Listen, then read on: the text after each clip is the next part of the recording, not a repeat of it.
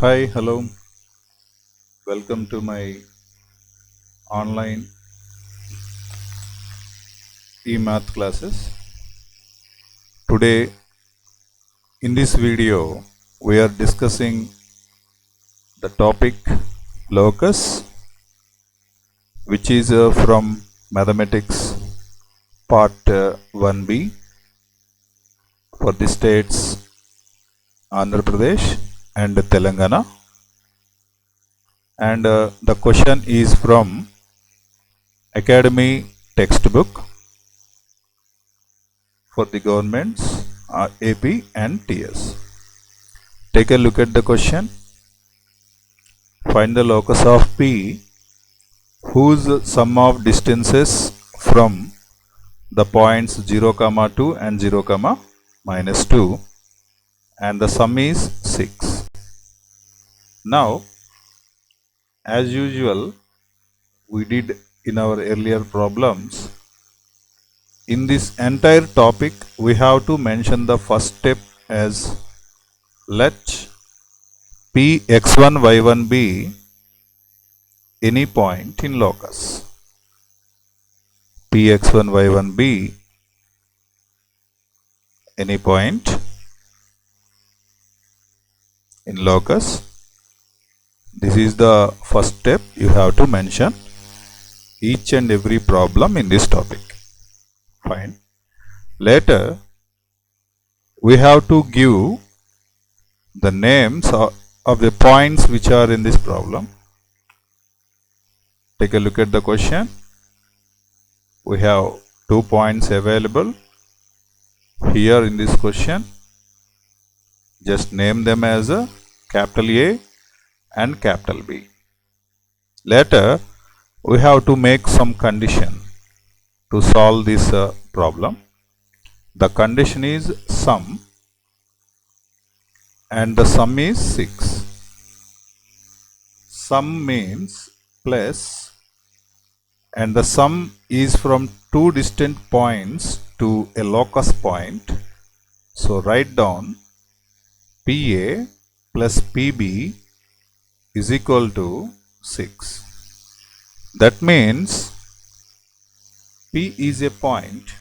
Let us consider two different points like A and B exist on somewhere, and the sum of the distances from a locus point, that means the distance PA and the distance PB, the sum would be 6.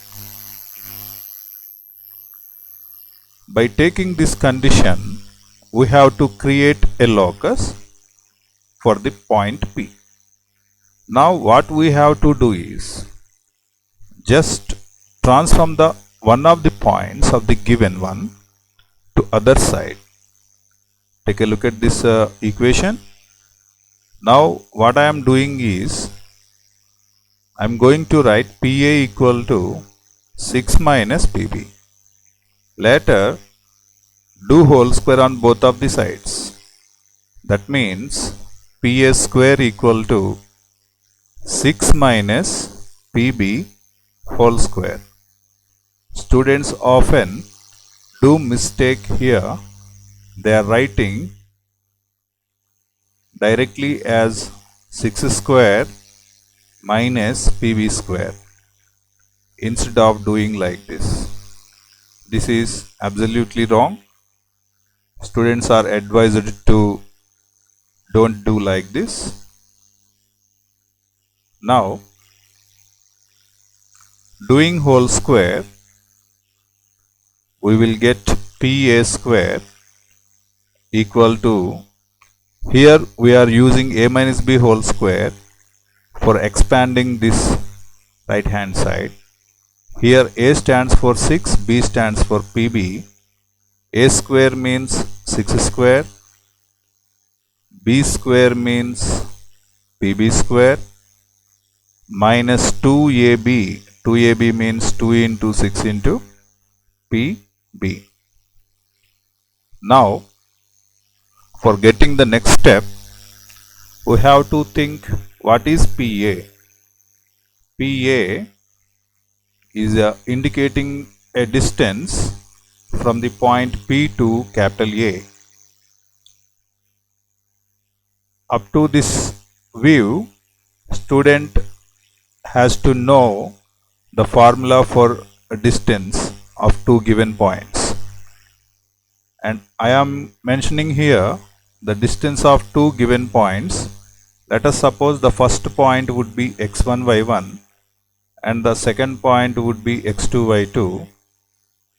Then the distance between the points, it is written as AB, and it is x1 minus x2 whole square plus y1 minus y2 whole square. Some others or some lecturers teach as it is also read as x2 minus x1 whole square. No problem, both are same values. If you write x1 minus x2 whole square or x2 minus x1 whole square in the formula, there is no change in this. Either you write x2 minus x1 whole square or x1 minus x2 whole square, both are same values. Applying this formula for the points P and A, and take a look at here, it is already whole squared, so there is no need to write the square root here.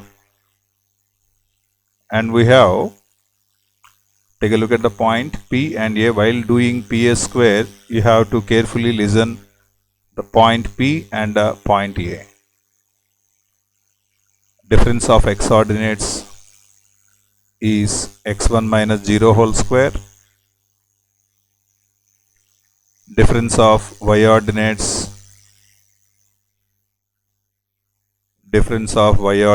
is y1 minus 2 whole square. Okay, and there is no need to write the square root here. 6 square is 36.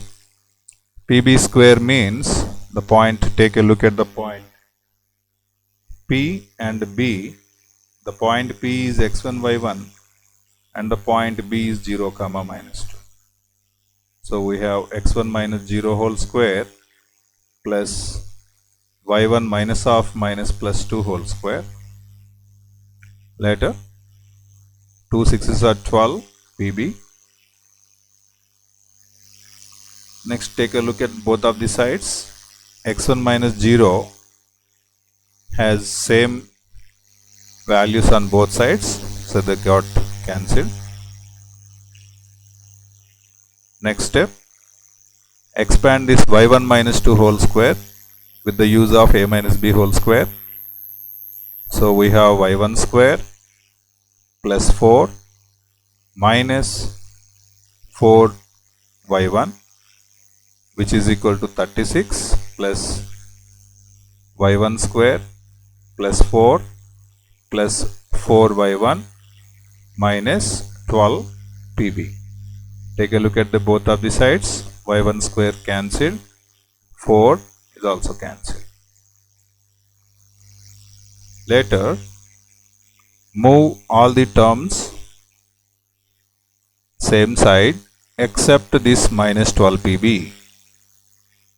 Then we have minus 4y1 minus 36 minus 4y1 equal to minus 12 pb. Minus 4y1 minus 4y1 minus 8y1 minus 36 equal to minus 12 pb.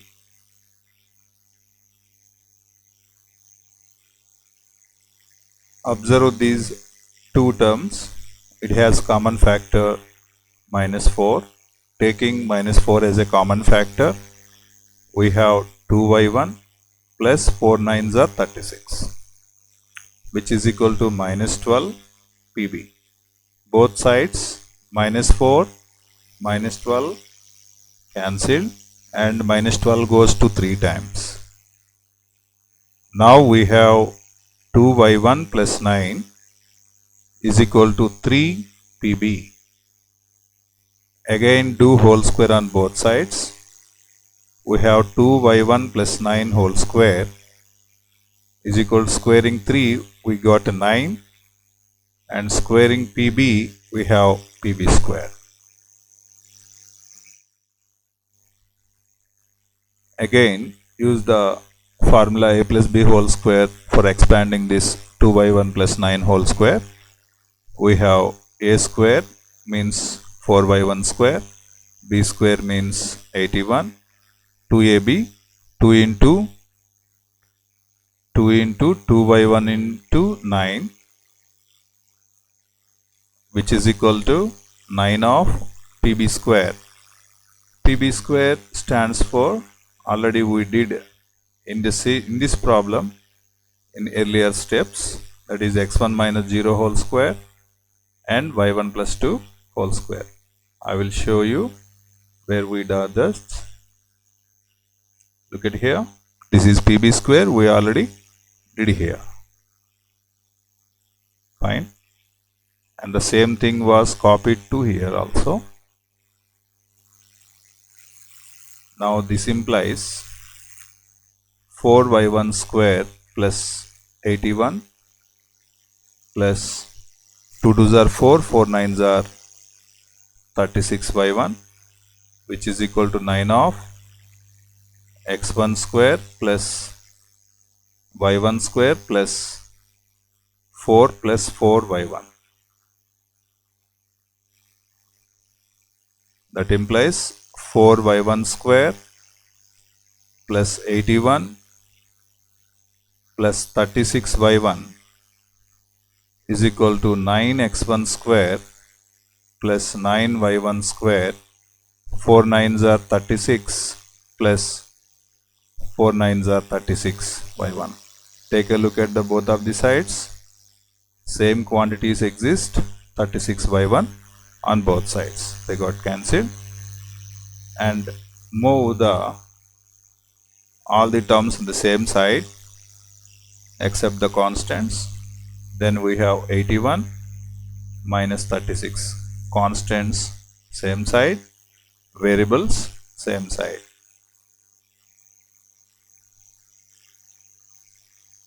Minus 4y1 square.